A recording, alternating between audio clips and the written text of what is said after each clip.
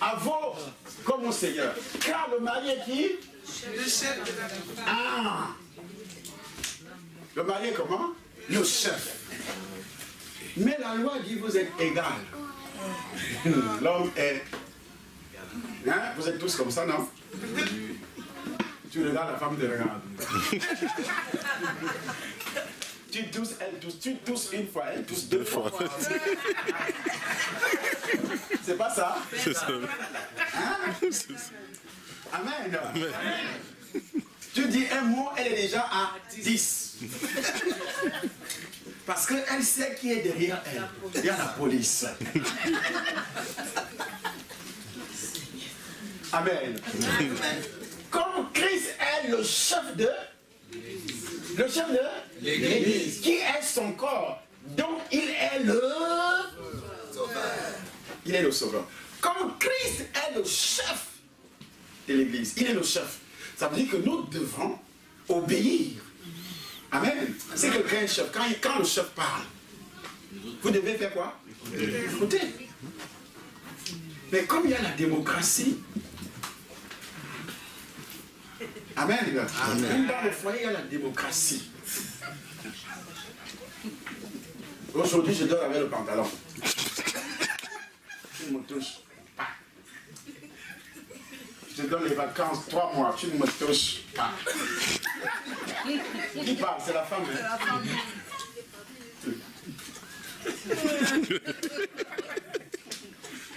Elle donne les vacances à son mari. Oh, la Bible dit pour que cela arrive, il faut que ça soit d'un commun accord. Pour vaquer à la prière. Amen. Amen. Amen. Amen. Amen.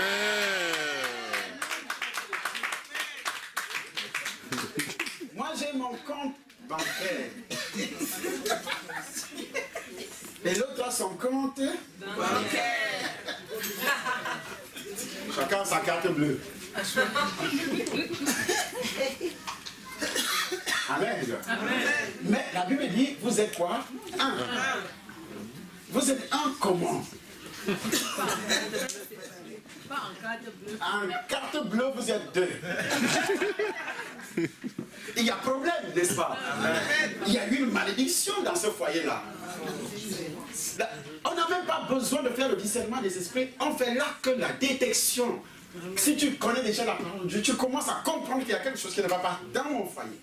Amen. On n'a pas même besoin de te dire il y a quelque chose qui ne va pas. Parce que c'est écrit. Amen. Vous êtes un. Un veut dire nous sommes un. Argent, nous sommes un. Sentiment, nous sommes un. Nourriture, nous sommes un. Facture, nous sommes un. Amen. Amen.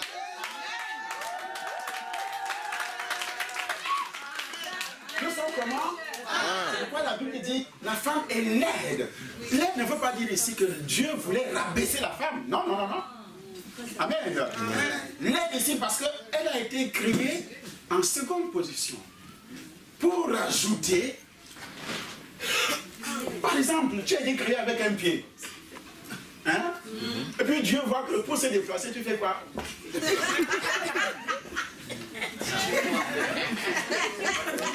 Dieu regarde à distance, il dit, hey, si ce monsieur avait les 2 pieds, c'est là complet, n'est-ce pas? Et puis, il te fait dormir, il ajoute le 2e pied. Quand tu te réveilles, amen, tu peux déjà courir. La femme te permet de courir.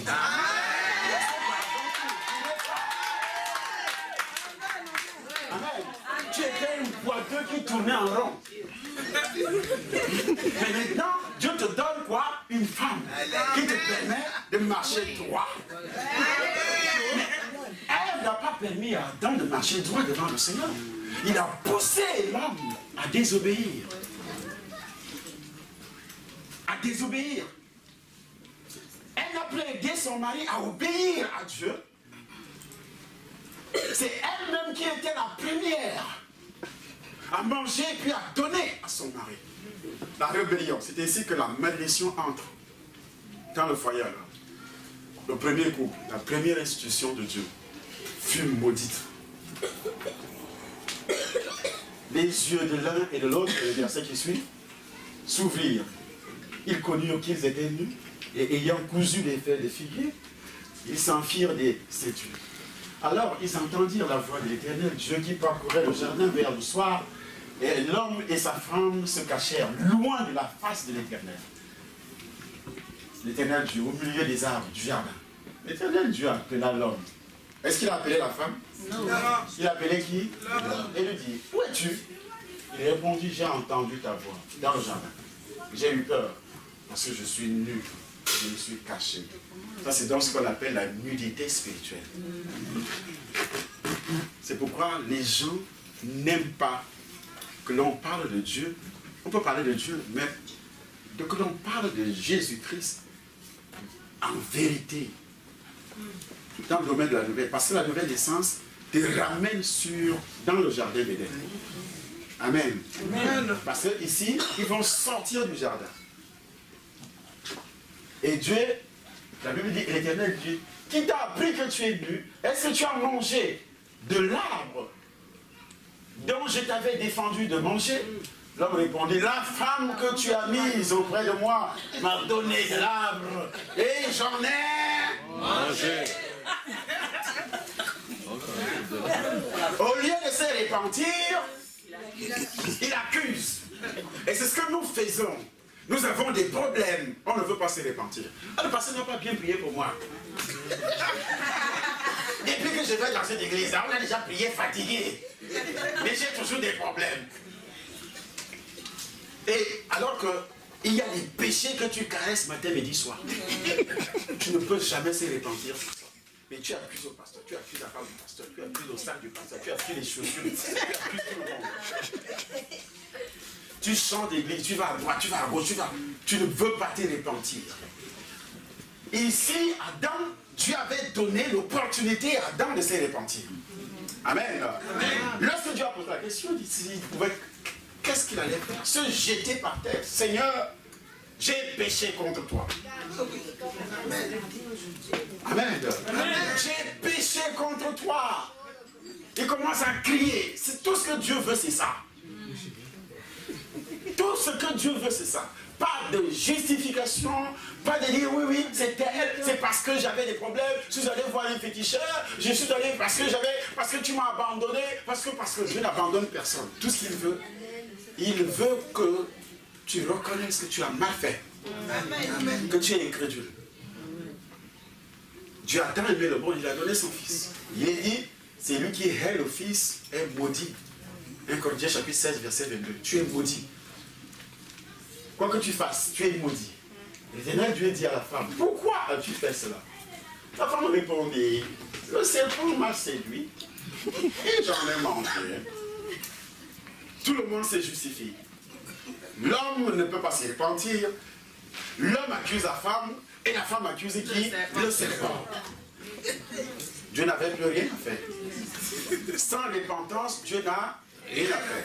Parce que pour être sauvé du péché d'Adam et Ève, écoutez-moi bien, Actes des Apôtres, chapitre 2, verset 37. Ça, c'est la première malédiction. Et ça, c'est le remède sur cette malédiction. Le verset 37. Actes, chapitre 2, verset 37.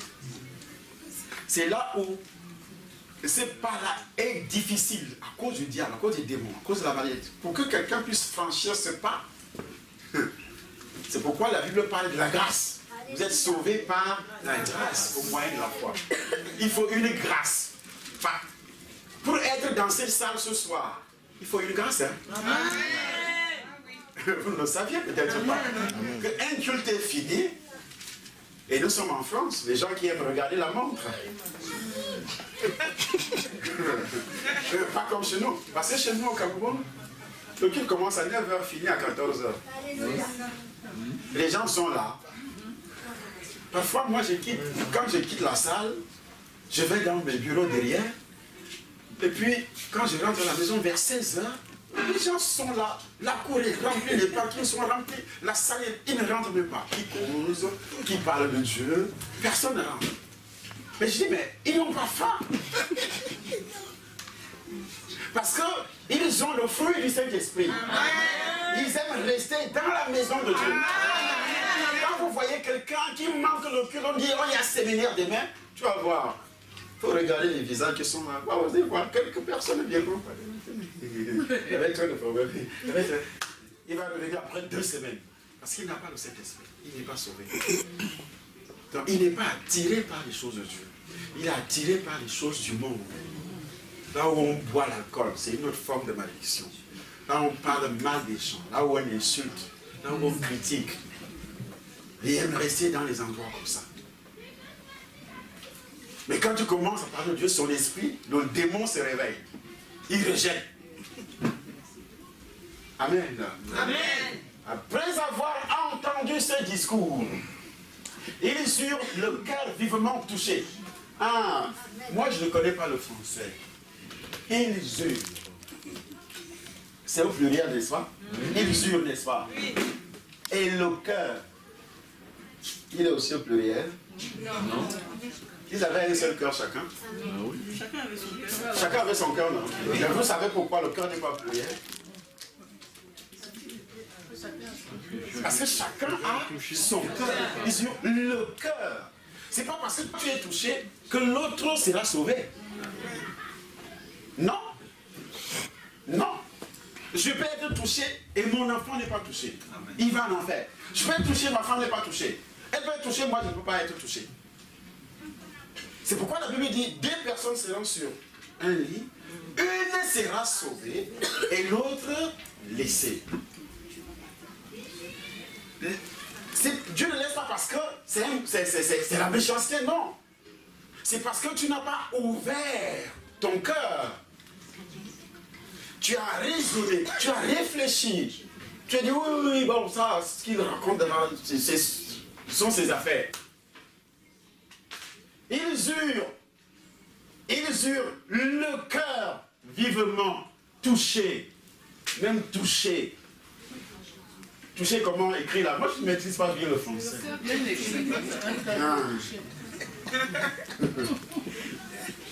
Amen. Amen. Sois béni pour cette histoire. Ouais. Ça me permet d'enseigner encore. C'est là on décortique la parole de Dieu. C'est sur le cœur que tu dis. Ils dirent, ça veut dire que tous ont dit à Pierre et aux autres apôtres, hommes frères, que ferons-nous? Et quand quelqu'un arrive sur ce point-là, à ce niveau-là, ça veut dire qu'il n'a plus de solution. Hein? Que ferons-nous? Dieu veut que tu te présentes devant lui comme quelqu'un qui n'a plus de solution. Pas quelqu'un qui raisonne. Pas quelqu'un qui dit, oh oui, mais on peut quand même faire, oui, dans la religion. Moi, j'avais déjà reçu mon baptême étant bébé. On m'a fait ceci, on m'a fait cela. Oui, j'ai l'habitude de lire la Bible, j'ai l'habitude de faire du bien aux gens, j'ai l'habitude de prier, tout ça. Non. Tu dois laisser tout ça de côté. Parce que ceux qui sont en train d'être touchés là, ils étaient venus à Jérusalem pour prier. Ils n'ont pas dit à Pierre, monsieur, nous sommes ici pour prier. Nous ne sommes pas des païens, premièrement. Nous sommes ici pour adorer Dieu. Tu nous insultes, tu es venu nous insulter. Ils n'ont pas dit cela. Parce que le mouvement a commencé le jour de la Pentecôte. Reviens au premier verset.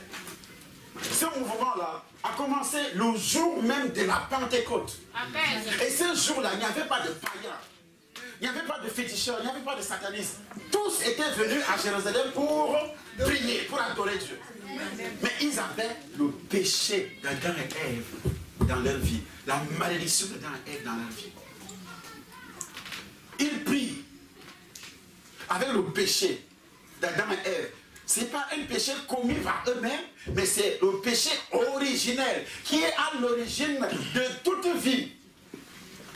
Donc tu dois avoir dans ta conscience, tu dois avoir l'existence de ce péché. Tu dois croire et savoir que ce péché existe dans ma vie. C'est le péché originel qui a condamné toute l'humanité, tout le monde entier, à aller en enfer, à vivre dans la malédiction, à avoir des problèmes dans le foyer, à avoir des problèmes d'argent, à avoir des problèmes de santé, à avoir des problèmes de relations, à avoir tous les problèmes que nous avons aujourd'hui. La porte centrale, c'est ce péché original. C'est pourquoi il est dit, le jour de la Pentecôte, ils étaient tous ensemble dans le même lieu. Ce sont les apôtres que Jésus-Christ a annoncé l'évangile. Au nombre de 120 personnes, 12 apôtres plus les autres, ça faisait 120 personnes. Et la Bible dit Tout à coup, il vient du ciel un bruit comme celui d'un vent impétueux. Il remplit toute la maison où ils étaient assis. Des langues semblables à des langues de feu leur apparurent, séparées les unes des autres, et se posèrent sur chacun d'eux. La Bible dit, ils furent tous remplis du Saint-Esprit. Et se mirent à parler en d'autres langues, selon que l'Esprit leur donnait de s'exprimer. Or, le verset 5, ça peut retenir votre attention. Or, il y avait en séjour à Jérusalem des Juifs, hommes méchants. Hein? Qu'est-ce qui est écrit là? Ah. Hommes sorciers. Hein? Hommes voleurs. Hein? Quel est le mot qui est écrit là? Homme pieux. Pieux veut dire quoi? Hein? Il croyait en Dieu, n'est-ce pas? Il suivait la loi de Moïse, n'est-ce pas? Les hommes pieux. Qui, de toutes les nations, les gens sont venus d'Égypte, on va voir ça tout à l'heure, de toutes les nations qui sont sous le ciel, au bruit qui eut lieu, la multitude accourut, et elle fut confondue parce que chacun les entendait parler dans sa propre langue.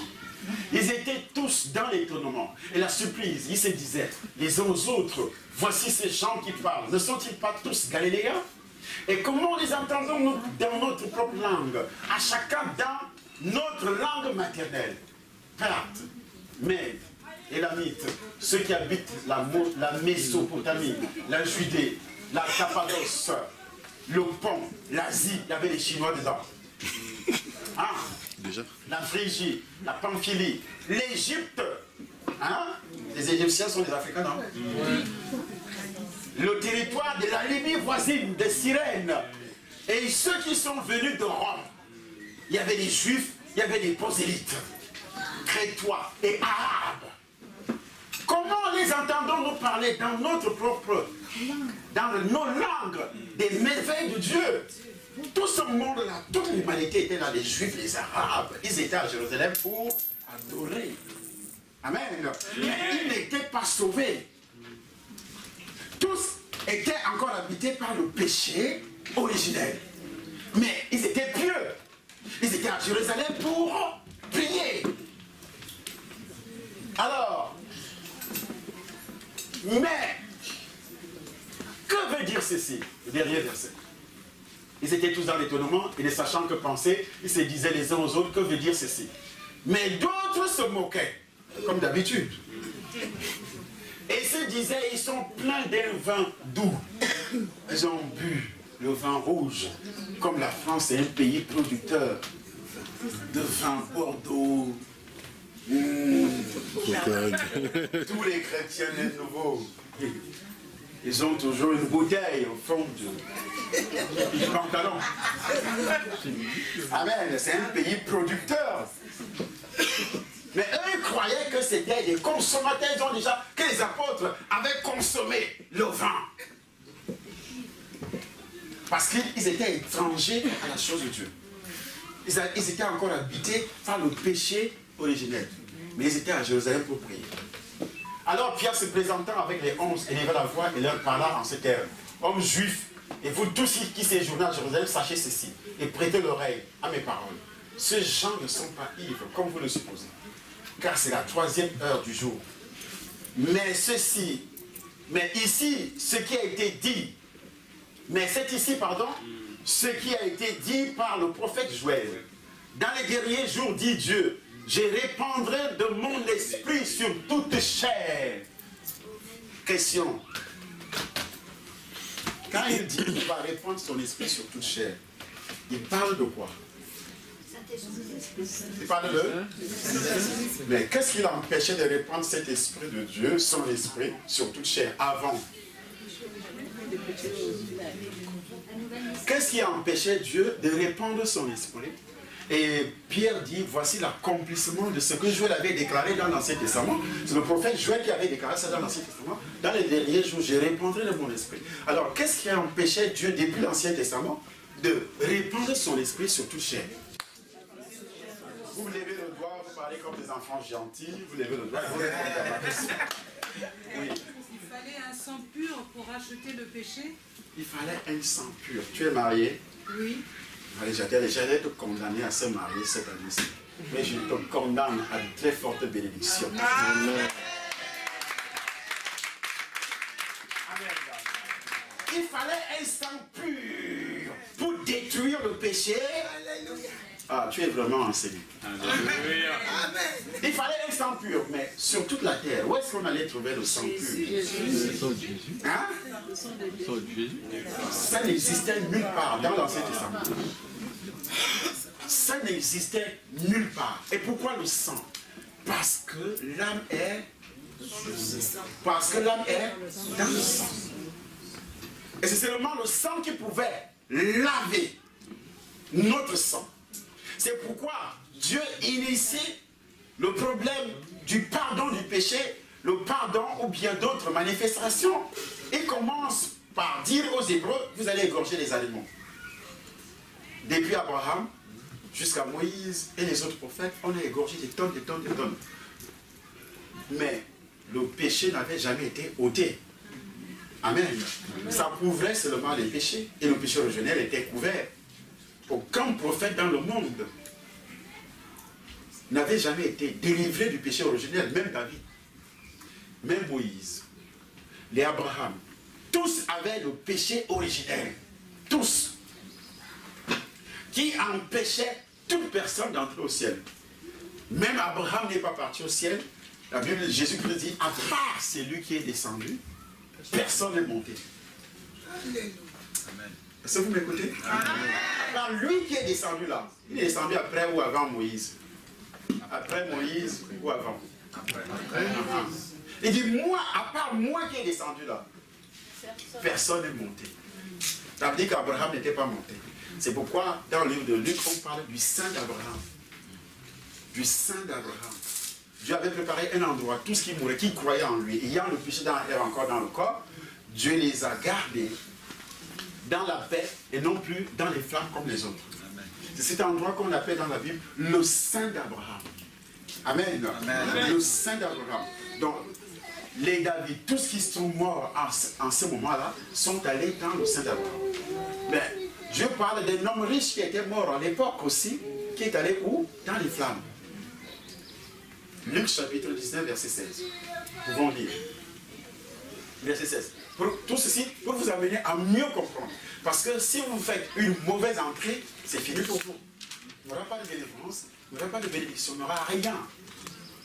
Satan a trompé beaucoup. Moi j'ai prêché à Paris, j'ai été invité dans les églises, les gens ne savaient même pas. Mais j'ai posé une seule question ici aujourd'hui, elle a répondu, j'ai compris que je suis dans l'église de mon fils. Amen. Donc vous êtes véritablement bénis. Moi j'ai prêché dans les églises à Paris. Ma femme est là. Mais il fallait entendre des réponses. Amen. Vous êtes assis sur une bonne chaise. Amen. Parfois on ne voit pas la bénédiction. Hein. Quand tu es maudit, vous savez, quand tu es maudit, tu regardes seulement ce qui est de l'autre côté. Quand tu es maudit, même la beauté de ta femme, tu ne vois pas. Une vilaine femme va passer là avec des jambes comme ça. Pourtant, tu as une belle femme à côté. Parce que tu es maudit. Amen. C'est ça la malédiction. Tu ne sais pas apprécier ce que tu as. La malédiction, c'est aussi une convoitise. Quelqu'un qui vit dans la convoitise, il convoite toujours les choses des autres. C'est une malédiction dans sa vie. J'ai donné quand même un verset. Oui, c'est affiché. Il y avait un homme riche. Il y avait un homme riche. Qui était vêtu de pourpre. Qui était vêtu de pourpre, dont les habits qui coûtent des tissus qui coûtent cher. Amen. Et de fin lin. Et de fin lin. Quand je me mettais en costume en lin là, je me rappelle en 2014, j'avais un costume en lin. Quand je portais ça en été, je garde ma Porsche Cayenne. Quand je sors, je suis frais. Quand je sors aux Champs-Élysées, je garde ça là. Je dis même la police va fuir ma voiture. Je dis, c'est ma voiture. voiture. Tu me vois marcher. Dieu dit insensé. Dieu disait quoi? Insensé. Ton âme te sera redemandée. Mais moi, je ne savais pas. Et pourtant, je prêchais l'évangile. J'étais tellement attaché aux choses de la terre. Tellement attaché au luxe. Tellement attaché. Amen. Amen. Et de fin lent. Et qui, chaque jour, menait une joyeuse et brillante vie. C'est pas mauvais. Écoutez-moi bien. Je ne prêche pas pour, je ne suis pas apôtre de la pauvreté. Amen. Amen. Amen. Amen. Je ne suis pas pauvre. Amen. Mais Dieu veut que tu places devant toi d'abord ta propre vie. Amen. Amen. Et cette vie, tu es né de nouveau et tu travailles avec crainte et tremblement pour ton salut. Amen. C'est tout ce que Dieu veut. Le reste viendra. Ton corps devient un autel. Romains chapitre 12, premier verset dit: donne ton corps comme un sacrifice à Dieu. Donne ton corps comme un sacrifice à Dieu. C'est seulement sur ce point-là que tu verras la main de l'Éternel se manifester dans ta vie. Amen. Lorsque tu donnes ton corps comme un sacrifice. Verset 12, chapitre 13, chapitre 12, verset 1er. Romains. Amen. Amen. Amen. Amen. Il dit, donne ton corps comme un sacrifice. Mais lui, il était riche. Donner le corps, c'est donner aussi ton argent. C'est donner aussi tes richesses. C'est donner aussi tes richesses. C'est donner aussi tout ce que tu as. Tes enfants à servir Dieu. Amen. Amen. Amen. Tu as trouvé? Oui. Je vous exhorte donc, frères, par les compassions de Dieu, à offrir vos corps comme un sacrifice vivant. C'est pas comme t'as tué. Ce qui est vivant est utile.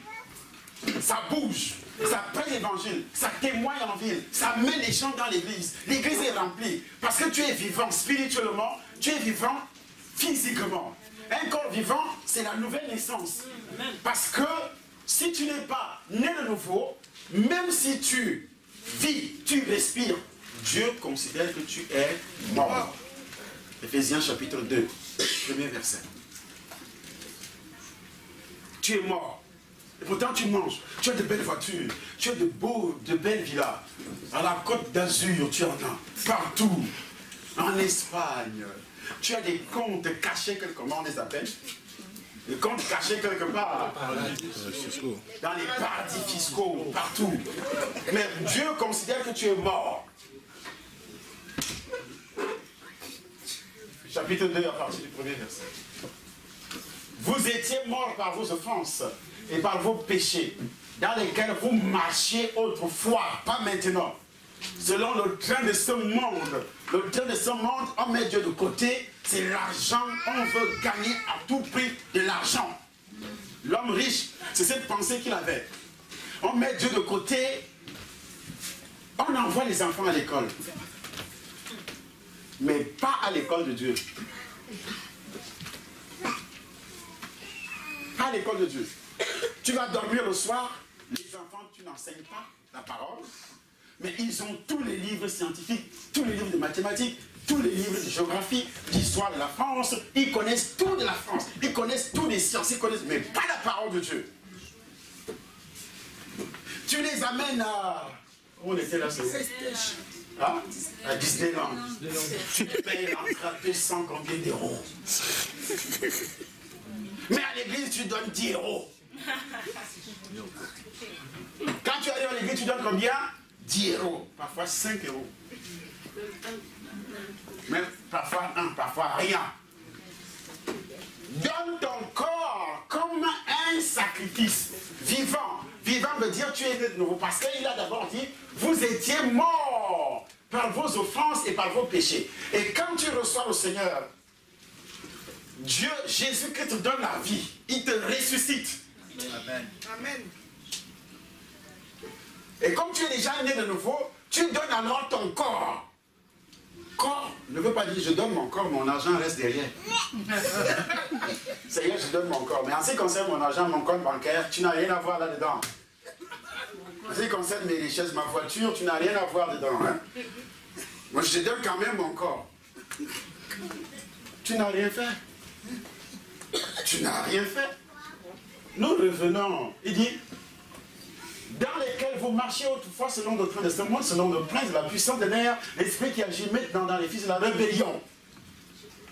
Où est-ce que la rébellion se manifeste en toi? Tu viens combien de fois à l'église? Tu es quand même des nouveaux. Par semaine.